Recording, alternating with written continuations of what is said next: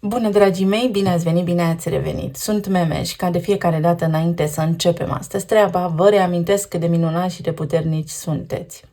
Vin astăzi către voi cu previziunile pentru vibrația numărului 16 și 17. Le vom face în variante de răspuns și în măsura timpului disponibil vin cu o citire pentru eclipsa care are loc în semnul peștilor. Aceea va fi dedicată pentru fiecare zodie în parte. Vă rog tare mult să luați de aici informațiile cu care rezonați și ce nu să lăsați deoparte. Este practic imposibil ca fiecare dintre noi să rezoneze cu mesajele care au de face cu arhetipurile sau cu conștiința colectivă, întrucât situațiile noastre de viață sunt diferite, mai ales pentru că avem și noi o temă natală. La naștere venim cu o hartă, să spunem așa, energetică, pe care doar un om foarte evoluat ar avea capacitatea să o atingă la nivel colectiv, în sensul că ar putea, ca pentru fiecare ascultător în parte, o asemenea emisiune pe o platformă de divertisment până la urmă să rezoneze în procent de 100%. Așadar, luați de aici lucrurile cu care rezonați, ce nu lăsați deoparte, sau poate mergeți acolo unde sufletul vă cheamă pe voi mai mult. Vă mulțumesc tuturor celor care sunteți parte din comunitate, vă doresc să aveți o săptămână minunată, să trecem cu bine peste această eclipsă. Ea, în esență, are un scop formidabil. Vom vorbi în citirea dedicată pentru această temă. Important este ca până dezvălui mesajele care au legătură cu eclipsa, să încercați să vă aduceți aminte cam ce se întâmpla în viețile voastre prin anul 2015, pentru că are cumva un ecou această eclipsă și o legătură cu acel an. Dacă erați bine, super, această eclipsă vă ajută să continuați să faceți acest lucru. Dacă ați avut atunci parte de provocări, acesta este un moment foarte bun să le aduceți la suprafață pentru a le putea integra, pentru a putea scăpa de ele. Vă mulțumesc și celor care sunteți aici pentru prima dată. Dacă rezonați cu mesajele, vă invit călduros să apăsați butonul acela de like, să vă abonați. De altfel, vă rog pe toți, în măsura în care aveți timp disponibil și plăcerea să o faceți, nu vă costă nimic, să apreciați clipul, să apăsați acel buton de like, pentru că așa funcționează platforma și asta mi-ajută mie munca pe YouTube. Acum, să vedem. Avem vibrația numărului 16 și 17. În tarot avem turnul și steaua. Practic situații care, uite, sunt pe punctul de a se încheia. Turnul este o carte foarte profundă și energia în sine a acestei vibrații ne ajută să scăpăm de treburi vechi care ne-au încurcat, de tipare, de gânduri, de blocaje. Pentru că s-ar putea să fie un fel de supapă care acum să bubuie, un fel de oală sub presiune, un fel de moment decisiv în care vrei o schimbare sau știi că trebuie să faci o schimbare și uite, fix acum ai curaj și determinare să faci toate acele lucruri. În timp ce 17 este steaua, ți se luminează drumul.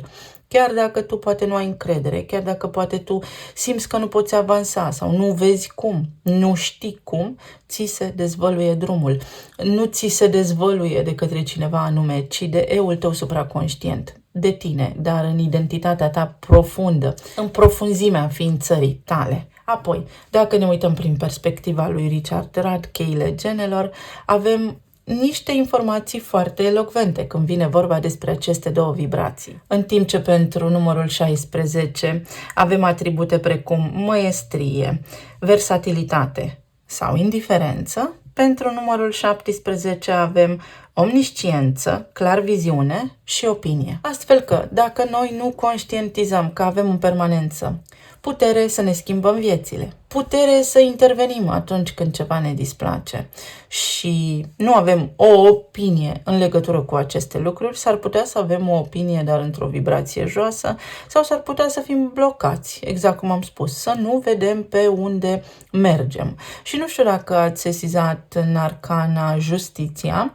pentru că mi-a venit în minte acum, acel personaj care este ilustrat pe arcana Justiția este legat la ochi. Practic, lucrurile cumva se întâmplă fără voia noastră sau în planul subtil, dar noi rămânem fără energia pe care am investit-o în situațiile de viață anterioare unde se reglează karmic niște povești. Așadar, Ce recomandare am pentru voi astăzi? Să nu vă speriați de numărul 16, să folosiți toată puterea turnului pentru a nu rămâne indiferenți la situațiile de viață. Pot apărea, sigur, situații care să nu fie neapărat plăcute, dar care au acest sens de a vă purta pe voi mai departe. Pentru că viața este frumoasă și nu putem scăpa de aici fără să ne vindecăm.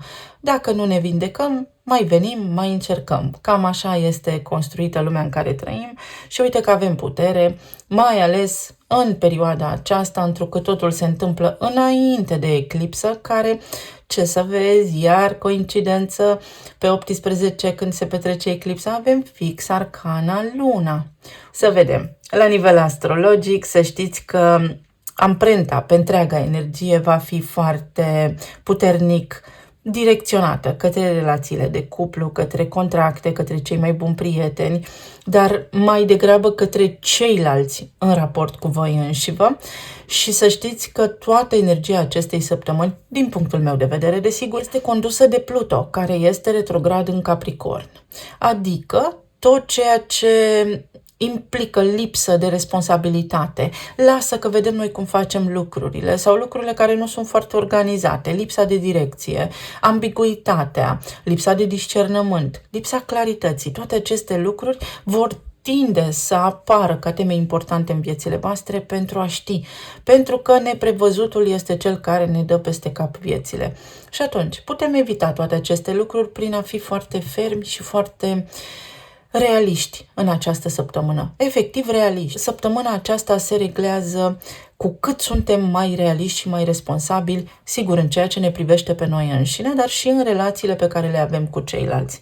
Mai apoi, transformarea vine și la nivel de corp fizic și la nivel de sănătate, unde este important să acordăm în această săptămână sau în zilele ce urmează, în perioada ce urmează, o atenție deosebită corpului nostru, rutinei noastre, modului în care ne îngrijim, dar și locului de muncă, pentru că pot apărea diverse situații în acest sens, care sigur că, iată, cer de la noi responsabilitate sau ne vor expune așa părerea celorlalți despre responsabilitate, sănătate, etc.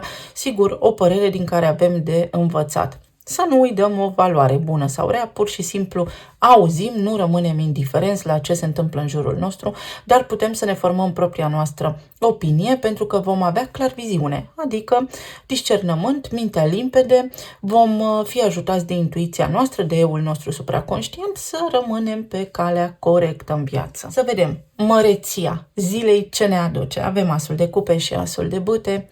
Așa am simțit astăzi. Încep ca de fiecare dată cu numărul 1 pentru că așa este corect. Cupa. Cu ce vi se umple cupa? O cupă plină cu maestrie, așa cum am zis. Ia uite. Avem puritate, lucruri care se curăță și avem soarele aici ca și simbol.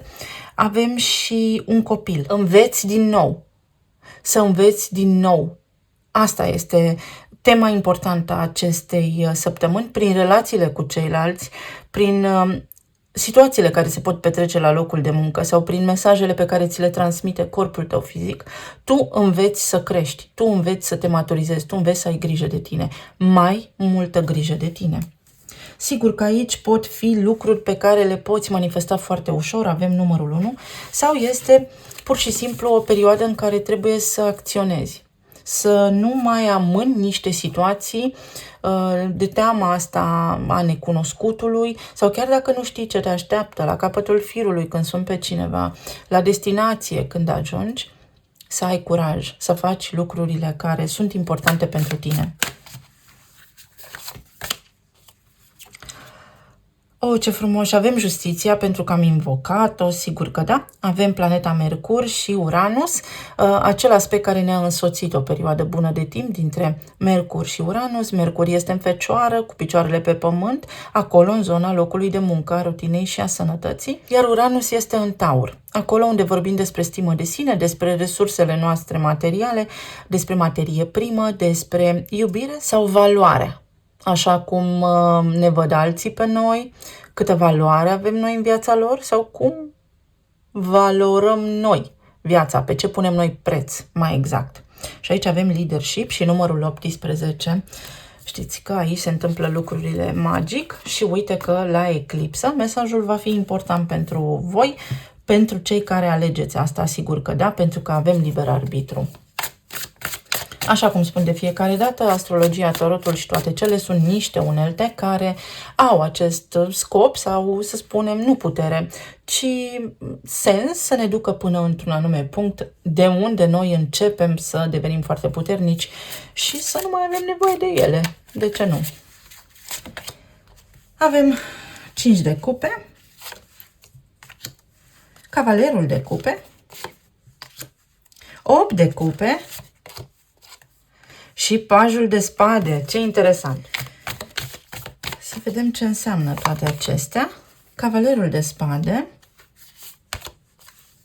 10 de bâte, 10 de monede și moartea. Sigur că ne ajută toată configurația astrală a momentului prezent să facem pași înainte către evoluția noastră și către binele nostru suprem, nu către cel pe care îl dorim noi din percepția umană, pentru că perspectiva este a sufletului, este a spiritului, a conștiinței noastre înalte. Să vedem ce mesaj avem aici, ce se poate întâmpla sub vibrația turnului și a stelei sau, așa cum am spus, de unde ne putem extrage noi acum măreția, de unde ne putem forma o opinie sau cum putem avea lucrurile mai clare în viața noastră.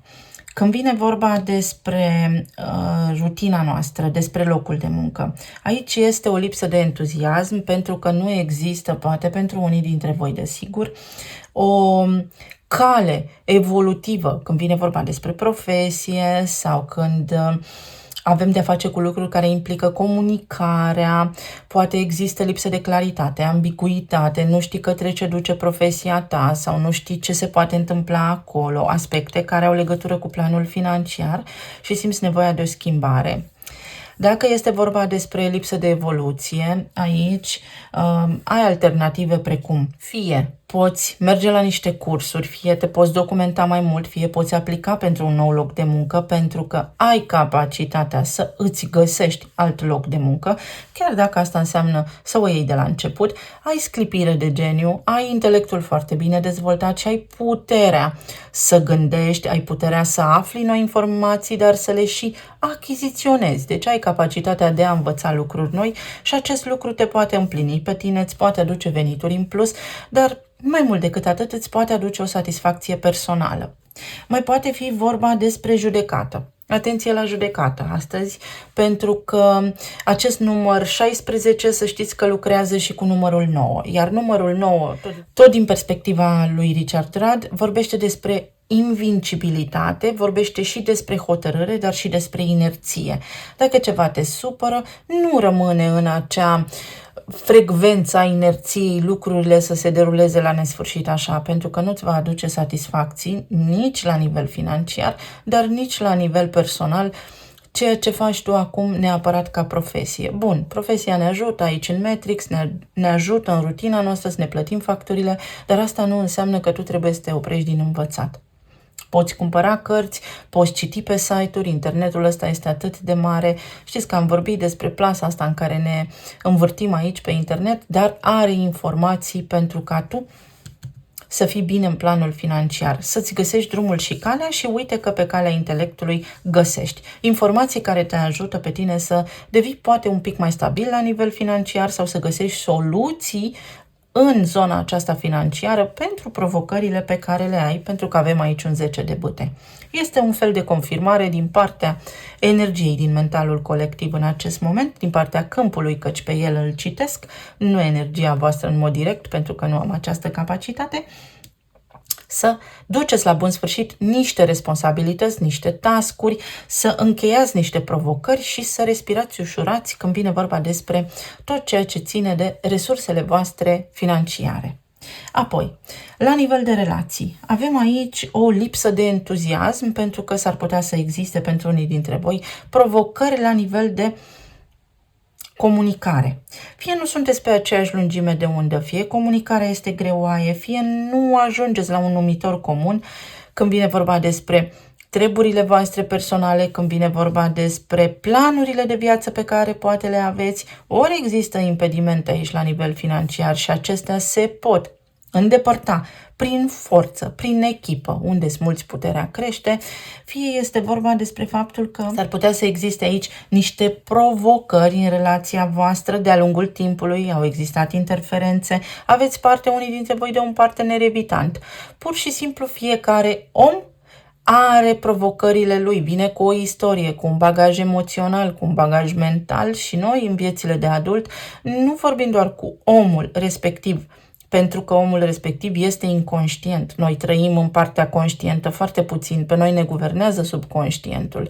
Și pentru a putea rezolva traumele, durerile, provocările, felul de a fi al nostru sau al cuiva de lângă noi, trebuie să stăm așa la așezătoare și să înțelegem prin partea conștientă ce ne declanșează, ce ne determină să ajungem să ne manifestăm așa cum ne manifestăm. Iar voi aici aveți această oportunitate cumva terapeutică să rezolvați niște situații care vă deranjează în relațiile voastre de cuplu.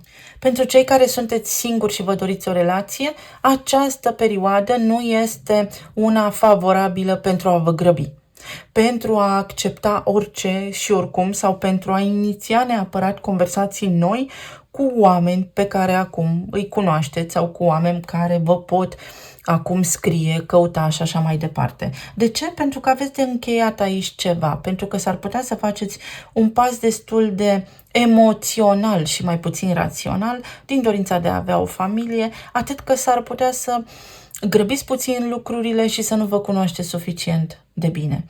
Practic, energia din această perioadă vă recomandă să cunoașteți foarte bine omul înainte de a intra oficial, să spunem, într-o relație cu cineva. Iar cei care sunteți în perioadele de separare, să știți că aici undeva pentru voi mesajele sunt precum urmează. Voi ați avut de-a face cu niște oameni care nu știu să susțină energia în planul acesta material când vine vorba despre relații. La modul, mi-am dat seama că o relație stabilă nu este pentru mine sau, și mai complicat de atât, nu își dau seama că o relație stabilă implică niște lucruri anume și fug. Oameni care nu sunt stabili nici emoțional, nici mental și atunci, cumva la fiecare provocare, la fiecare treabă mai serioasă, fug, întorc spatele pentru că nu știu a se conecta cu partenerul de viață.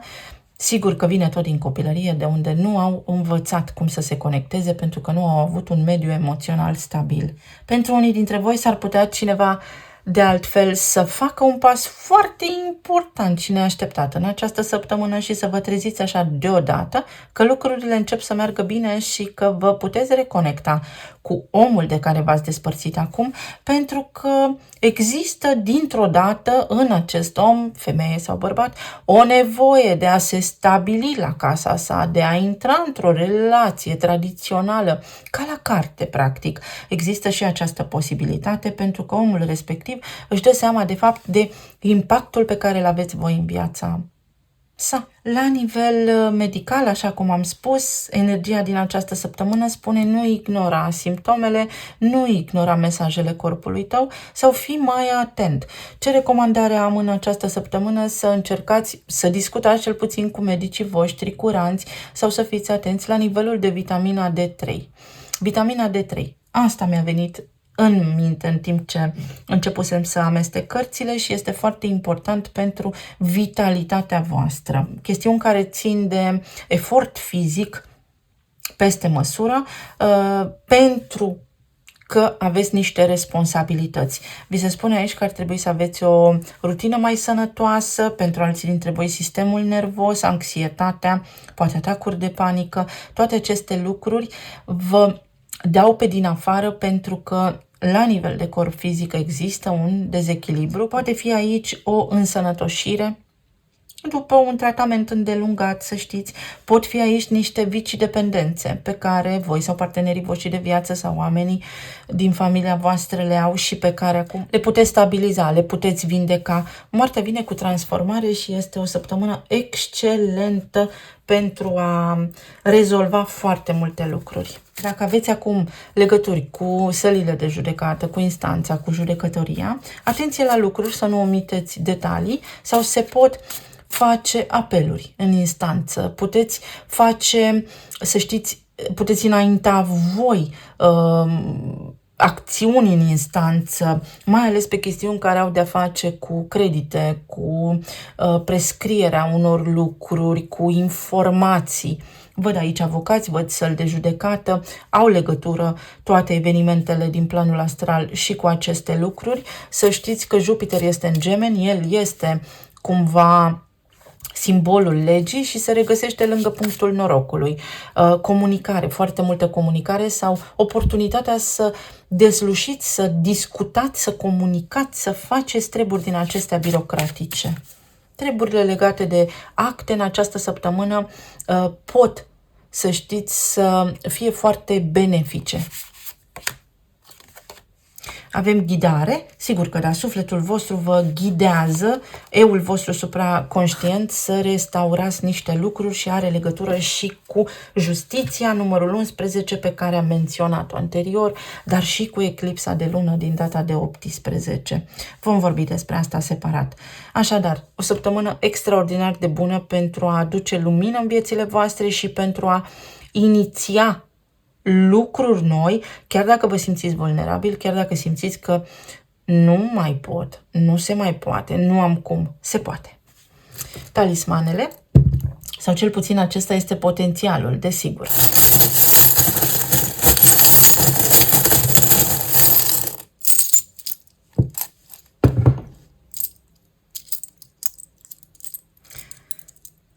Momentul oportun să inițiezi ceva care îți face plăcere, care te ajută pe tine la nivel personal, la nivel emoțional să te dezvolți, și serotonina, bucurie.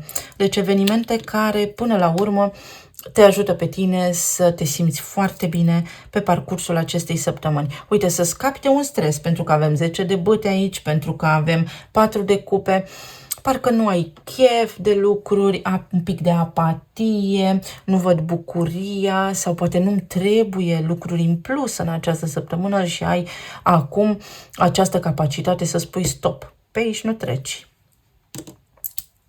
Bună, bună, bună, cineva te face atent. Sau uite, poate ar trebui să vizitezi, cum am spus mai devreme, zona aceasta medicală, poate fi vorba despre o vindecare, avem karma aici. Te poți vedea cu cineva, poți repara o situație, o relație, ceva ce nu a funcționat anterior. Se poate repara ceva. De la cel mai mic nivel, treburi prin casă, chestiuni legate de mașină, de automobil, până la relații interumane.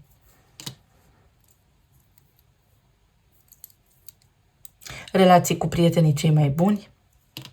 S-ar putea ca cineva să nu fie sincer în totalitate cu tine și să aibă un interes material în ceea ce te privește. Din nou, reparații. O săptămână foarte bună pentru curățenie, pentru organizat lucrurile și poți să o faci. Mai ales pentru că acest număr 16 te ajută. Noi suntem și ajutați, nu doar doborâți. Un concert. Unii dintre voi vă îngrijorați că nu ați găsit bilete, poate, să mergeți la niște concerte. Alții dintre voi să știți că prin ton, prin ce spuneți, veți rezolva niște lucruri și înțelepciunea este așa o virtute.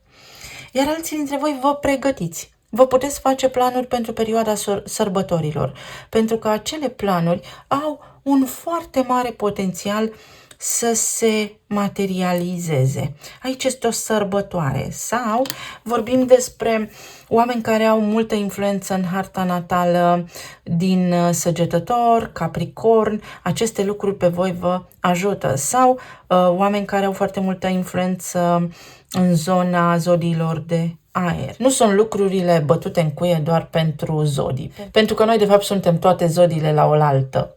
Suntem Taur, să spunem, pentru că acolo era soarele, dar pe lângă mai avem și alte influențe astrologice. Vă doresc o săptămână minunată, vă doresc zile minunate, merg către următorul grup. Dacă ai ales asul de bâte, să vedem ce dorință ai, pentru că ai forță. Asta este o săptămână de forță, o săptămână cu uși deschise, o săptămână cu foarte multă claritate, pe care îți recomand să o folosești, să-ți folosești forța interioară, pentru că suntem puternici. Vreau întâi oracolul. Atenție că este și o săptămână cu grabă, să nu fiți impulsivi sau să fiți atenți la lucrurile care vă declanșează, pentru că s-ar putea să aveți un cuvânt de spus sau să aveți și voi o opinie anume, dar să fiți așa rațional și înțelepți când spuneți lucrurile. O ofertă, numărul 24. Poate fi o ofertă de job, poate fi o ofertă care vă ajută pe voi când vine vorba despre spațiul locativ, casa voastră, familia voastră, părinții voștri, poate fi ceva ce are legătură foarte puternic cu locul de muncă, cu sănătatea, cu rutina, sau poate fi un om foarte bun, foarte puternic, foarte înțelept, care vă poate ajuta pe parcursul acestei săptămâni, dar și în perioada ce urmează. Și aici îl avem pe Marte și pe Pluto, pentru că am vorbit despre Pluto, că el este locomotiva acestei săptămâni, și Marte în Rac. Deci pentru voi aceste chestiuni care țin de traiul vostru zilnic sunt importante în perioada ce urmează și aveți toate șansele să reglați multe dintre provocările pe care poate le aveți sau să vă puneți în practică planurile pe care le aveți. Iar aici avem înțeleptul, îl avem pe Jupiter, îl avem din nou pe Pluton, avem numărul 28, care este cel al prosperității și înțelepciunea, pentru că tot am vorbit despre asta, dar eu știu că cei care mă urmăresc deja s-au obișnuit cu magia asta care se întâmplă aici și cum se confirmă mesajele deja. Numărul 28, inițiativă. Aveți foarte multă undă verde, ca să spun așa, să faceți niște lucruri mărețe, foarte importante pe parcursul acestor zile, acestor săptămâni care urmează și să încheiați niște treburi foarte complicate, poate, care s-au întâmplat în anul 2015 sau să încheiați acest ciclu de viață, pentru că este un ciclu de viață de 9 ani.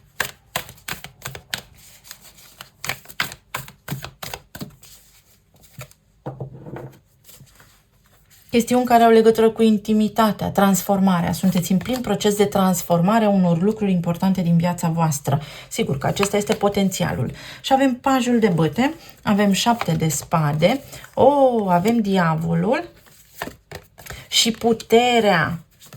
Puterea să fii super om. Ce fain! Vă spun imediat și de ce. Știu că toată lumea se sperie de cărțile astea, dar dacă ar înțelege însemnătatea în profunzime, nu s-ar mai speria. Regina de cupe, 8 de cupe, pajul de spade și lumea. Ce ne spune aici energia? Acel moment în care spui, Evrica, am reușit. Această perioadă este pentru voi, Evrica, am reușit, am descoperit ce trebuia să descoper și uite că în sfârșit pot să rezolv ceva, uite că în sfârșit mă conving de oamenii din jurul meu, de situația de la locul de muncă, de informațiile pe care le aud sau de ceva anume. Și cumva acest lucru vine cu foarte mare încredere în voi înși vă, pentru că intuiția v-a tot șoptit de-a lungul timpului ce aveți de făcut și poate nu ați ascultat-o. Când vine vorba despre locul de muncă, în cazul în care ați avut provocări cu ai voștri colegi, cu supervizorii sau pur și simplu cu programul de acolo, cu tot ceea ce ține de contractul vostru de muncă pe care l-ați semnat acum ceva timp, se poate reevalua ceva, se poate negocia ceva sau se poate încheia ceva, pentru că vă eliberați de niște responsabilități care, sigur că da, responsabilități nu au fost neapărat dintre cele mai bune și cele mai benefice pentru voi. Este o încheiere și este ceva care vă ajută, vă propulsează pe voi către succes, către evoluție, către altceva mai bun. Dacă aveți complicații, când vine vorba despre lege, pentru că îl avem aici pe Jupiter, pentru că am vorbit și despre justiție la celălalt grup, voi, în perioada ce urmează, veți da jos acea legătură de la ochi și veți să citiți printre rânduri, veți înțelege mesajele subliminale, veți avea acel al 6-lea simț amplificat sau pur și simplu la îndemână să luați niște hotărâri extrem de importante și să produceți o schimbare majoră. Poate fi vorba despre profesia voastră. Unii dintre voi puteți fi promovați în perioada ce urmează sau în sfârșit vă convingeți dacă mai are sens ceva anume când vine vorba despre profesia voastră sau nu. Alții dintre voi s-ar putea să fie avut niște neclarități acolo, niște promisiuni pe care vi le-au făcut instituția în care lucrați, managerul, managera, și acum puteți lua o hotărâre sau puteți regla niște lucruri care nu v-au favorizat. Poate fi vorba aici la nivel de relații despre partener care până acum, nu știu, s-a autosabotat sau spunea ceva, dar credea altceva. Tot soiul de lucruri mărunte care nu v-au ajutat în relația voastră și asta este o săptămână a adevărului pentru voi. O săptămână în care fie coincideți în idei cu partenerul vostru de viață, fie este vorba despre conceptul acesta de familie și un copil sau copiii voștri.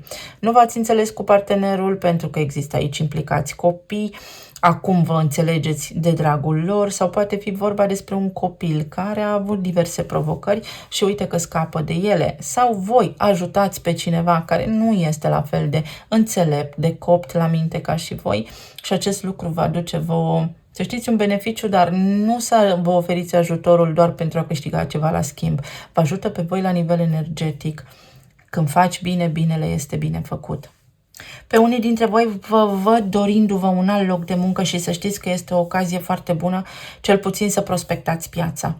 Pentru că veți avea aici un moment în care va trebui să luați o hotărâre importantă. Lumea vine cu o finalitate de capitol, dar este o finalitate ușoară. Este ca și când următorul pas foarte natural, foarte bun pentru mine este să-mi caut altceva de muncă sau să merg către următoarea etapă. Pot fi și niște studii aici, dar cel mai puternic pentru voi aici accentul se pune pe relații, pe părerea celorlalți despre voi. Și este o săptămână în care să vă ridicați în picioare, nu să bateți din picior, ci să impuneți respect, să clarificați niște lucruri când vine vorba despre imaginea voastră, pentru că avem diavolul aici și el reprezintă casa a 10-a din astrologie, când vine vorba despre așteptările celorlalți de la voi. Dacă ești persoană singură, s-ar putea să te îndrăgostești în săptămâna ce urmează sau s-ar putea să apară cineva așa, începând cu această perioadă în viața ta, care să îți recite poezii, să-ți spună tot soiul de lucruri, iar energia ți recomandă să fii foarte rațional și să ai răbdare. Pentru că s-ar putea să te entuziasmezi foarte tare, dar să fie un fel de urs păcălit de vulpe toată această poveste. Până nu ești tu sigur de ce hram poartă omul respectiv, până nu te convingi tu, până nu vezi nivelul de maturitate al omului respectiv, să nu te lași așa purtat de val și de fluturii din stomac. Unii dintre voi s-ar putea să fiți scurtați în perioada aceasta, dar cumva să simțiți că ceva nu este în regulă acolo cu omul respectiv și este un foarte bun prilej acum să vă convingeți dacă mai merită sau nu să discutați cu omul respectiv. Cei care sunteți în relații deja formate, să știți că este o săptămână foarte bună să conștientizați faptul că poate rutina, viața, matrixul, societatea v-a sabotat.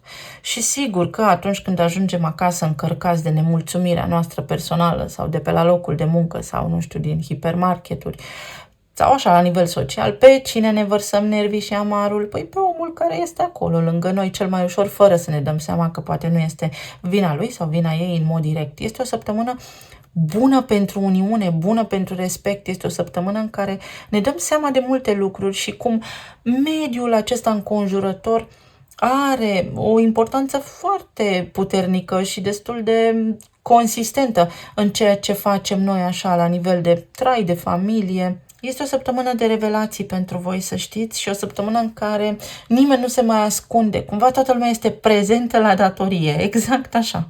Pentru unii dintre voi poate veni această săptămână cu o mare reușită la nivel de familie, când vine vorba despre relația cu părinții, când vine vorba despre relația cu ai voștri copii, în sensul că dacă aveți neclarități, dacă aveți provocări, supărări cu ai voștri părinți, cel mai înțelept mod, din punctul meu de vedere, să abordăm aceste lucruri, sau cel puțin vă împărtășesc din experiența mea de viață. Cum să facă ei ceva ce n-au știut că se poate face? Să mă iubească. Cum să mă iubească dacă ei n-au știut ce e iubirea? Educația. Cum să mă educe dacă ei au avut lipsă de educație sau nu au avut parte de ea?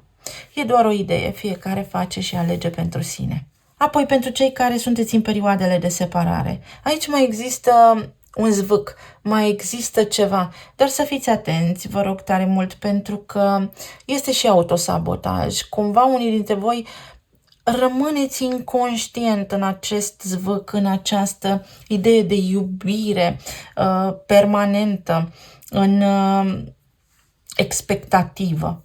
Pentru că aici este diavolul și diavolul vorbește despre codependență și am spus săptămâna trecută, când am făcut citirea pentru weekend, că 15 este magnetismul, dar este și ideea aceasta. Ce ne ține pe noi în egregorul în care suntem, ce ne ține pe noi cu gândul la o persoană care a plecat? Pentru că până la urmă persoana respectivă a plecat. Ce mă mai ține pe mine aici? Am pe ce să mă bazez sau este doar ideea, m-am obișnuit cu ideea că iubesc pe cineva? Un atașament foarte puternic aici poate ieși la suprafață și o conștientizare masivă când vine vorba despre relația care s-a încheiat sau la care mai gândiți că s-ar putea relua. Este o perioadă foarte bună să vă dați seama dacă mai merg lucrurile sau nu. Totul este posibil, însă doar dacă vă extrageți din cele întâmplate înțelepciunea, dar și partenerul, fostul partener, pentru că altminteri am explicat săptămâna trecută. Poate exista împăcare, însă situația va duce în acel moment de zero, de unde magia se sparge pentru că nu există aliniere vibrațională acolo. La nivel de sănătate, să fiți atenți pentru că vă vedeți puternici și sunteți puternici, doar că s-ar putea să puneți așa deoparte simptome, dureri de cap, chestii de genul acesta, ignorându-le pentru că sunteți ocupați, pentru că aveți alte responsabilități, pentru că nu aveți timp pentru voi și să nu fiți nevoiți la un moment dat să căutați cauzele care v-au declanșat respectivele simptome sau respectivele provocări medicale. Este o săptămână foarte bună în care ceea ce vă controlează, ceea ce vă frustrează, ceea ce vă provoacă cel mai tare, se poate încheia pentru că aveți puterea să spuneți nu și stop. Cei care v-ați despărțit recent, să știți că există aici un potențial ca cineva să vină. Este un fel de recidivă ce simt eu aici în legătură cu persoana respectivă.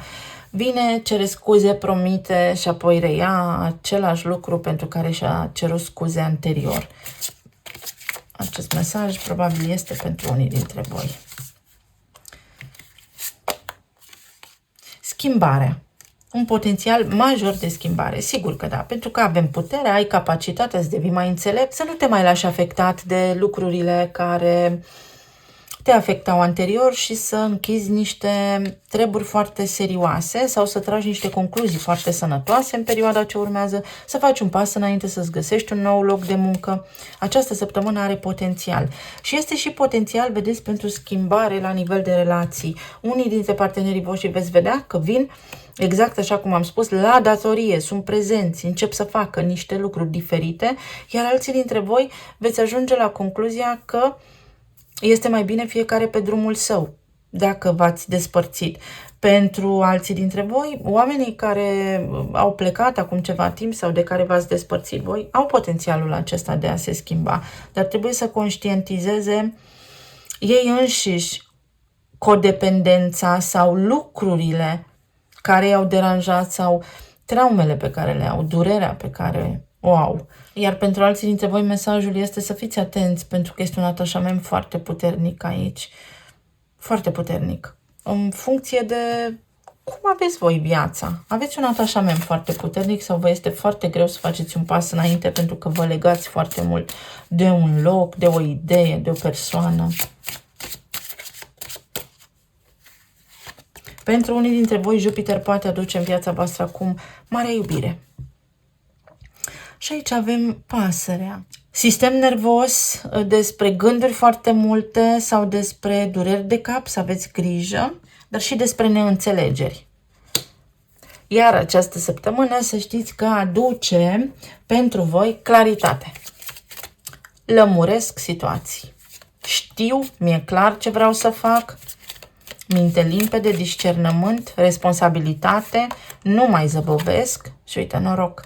Și mesaje, informații noi, claritate multă, succes când vine vorba despre chestiuni care au legătură cu instanța, cu documente, cu birocrație. Succes când vine vorba despre găsirea unor noi oportunități. Vi se lărgește puțin orizontul. Iar pentru alții dintre voi aici mesajul este dragoste cu sila nu se poate. Nu se poate. Puteți descoperi dacă cineva v-a mințit sau nu. Este aici o mică trădare a cuiva și puteți descoperi. Dar să știți că dacă este vorba despre copilul vostru sau despre părintele vostru sau aici o dinamică care are o legătură de sânge, aici se poate lucra pentru că sângele apă nu se face. Talismanele.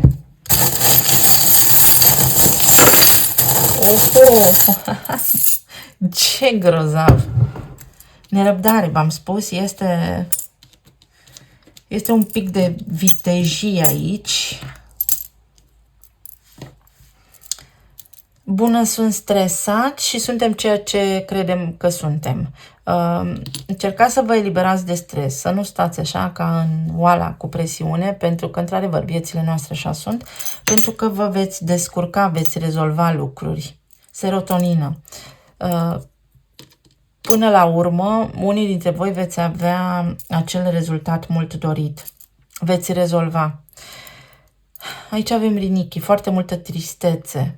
Începe o perioadă mai bună pentru voi. Atenție la rinichi, la toxine, la faptul că ficatul, uite, nu-și mai face treaba. Poate aveți de făcut niște analize. Pe de altă parte vorbim despre conflicte de teritoriu, împărțeală. Împărțim spațiul fizic, dar împărțim și responsabilitățile. Aici poate fi o chestie de genul luptă alfa și pe la locul de muncă poate fi ceva de genul acesta, cine se crede șef și nu este, sau cine te-a pus pe tine șef, de ce faci pe șeful cu mine. Situații de genul se pot clarifica. Este o trezire aici a voastră, pur și simplu. Spuneți gata, stop. Uite că avem justiția, pentru că am menționat-o, sigur că da. Și un cocoș. Ori primiți niște vizite neașteptate în perioada ce urmează, ori niște informații neașteptate care schimbă cumva dinamica zilelor ce urmează. Pur și simplu aflați un adevăr unii dintre voi. Se încheie o situație, o neclaritate. Pentru voi este această perioadă și această săptămână despre a vă lămuri, a găsi claritatea, soluțiile acelea pe care înainte nu le vedeați. Pentru alții dintre voi este o nevoie de a fi foarte atenți la sănătatea voastră. Foarte atenți. Sunt planuri de călătorie pentru unii dintre voi, iar pentru alții dintre voi ar trebui înainte de a lua o hotărâre să aveți un plan bun, să vă gândiți la detalii. Uite, stabilitate la nivel de relații, dar exact cum am spus, pe linia de sânge, da, copiii, părinții, frații, neamul, se lămurește o situație aici. Puteți aduce armonie și împăcare acolo. Ești raza mea de soare, pentru unii dintre voi este o săptămână magnifică. Este armonie. Vești. Să știți că sunt vești aici neașteptate. Da, care vă surprind, dar care vă ajută. Vă ajută formidabil de mult. De unde nu vă așteptați, de acolo primiți răspunsul. Uite, o inimă. O săptămână bună pentru relații, așa cum am spus și la început, pentru că Pluto va fi locomotiva acestei săptămâni și o implică și pe Venus la nivel de relații. Se lămuresc situații de viață când vine vorba despre relațiile voastre, da? Și sunt chestii destul de stabile, să știți. Este ca și când avem parte de o finalitate. Pentru unii dintre voi, uite, e aici o pisicuță, să vă folosiți mai mult intuiția, iar turnul Eiffel este o antenă, în esență, asta înseamnă el. Deci deschideți-vă mai larg cumva perspectivele, pentru că voi aveți semne, trebuie doar să învățați să le citiți. Aici avem vărsătorul, este ca și când aveți o pauză să rezolvați ceva pe ultima 100 de metri. Sau poate aveți de-a face cu un vărsător.